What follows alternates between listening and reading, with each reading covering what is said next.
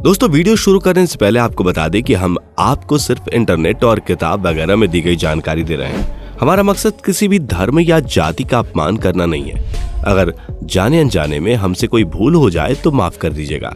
दोस्तों, जैसा कि हम सभी जानते हैं, मुसलमानों का खाना पीना, उठना बैठना, यानी कि हर एक चीज दीन इस्लाम के मुताबिक होती है और ज्यादातर मुसलमान अपनी जिंदगी दीन इस्लाम में बताए गए तौर तरीकों के हिसाब से ही गुजारना पसंद करते हैं। पर दोस्तों, क्या आप ये बात जानते हैं कि इस्लाम धर्म में मांस खाना जायज बताया गया है, लेकिन यहाँ भी कुछ शर्तें हैं कि क्या चीज खाई जा सकती है और क्या चीज नहीं खाई जा सकती। ठीक उसी तरह जिस तरह इस्लाम में शराब पीना सही नहीं माना जाता है, वैसे ही इस्लाम धर्म में सूअर का मांस खाना भी मना है। अब इसके पीछे की असली वजह क्या है, इसे जानने के लिए मेरे साथ वीडियो के अंत तक बने रहिएगा।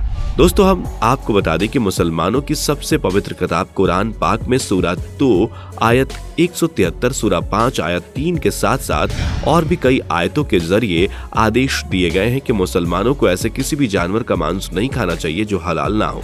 ऐसे में अब कौन सा जानवर है जो इस्लाम में हराम बताया गया है? दोस्तों, कुरान शरीफ में इस बात का जिक्र किया गया है कि मरे हुए जानवर का मांस खाना हराम है।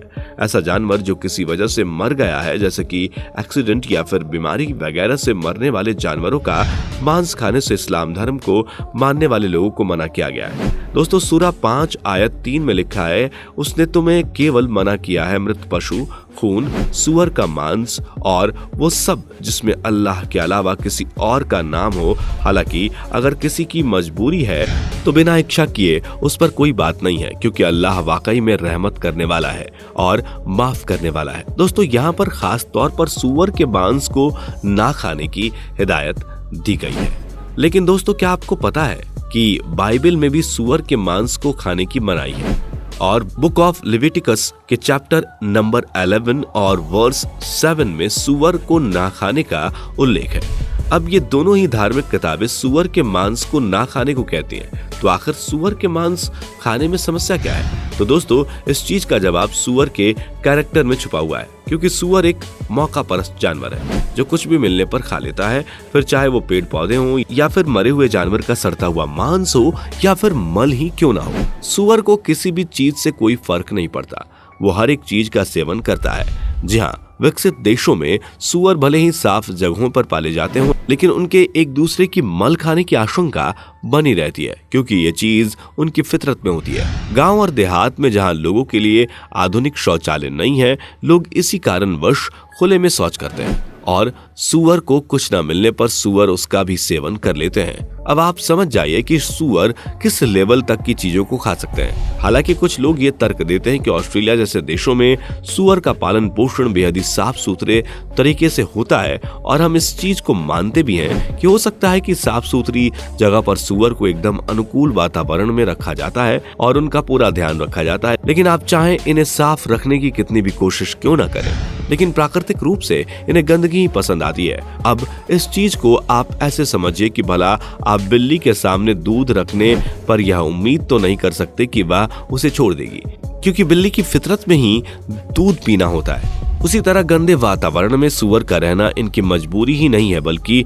इनकी फितरत है। और कोई भी जानवर अपनी आदत या मजबूरी बदल सकता है, लेकिन अपनी फितरत नहीं बदल सकता है। इसी वजह से सुअर के मांस से 70 अलग अलग तरह की बीमारियां जन्म लेती हैं।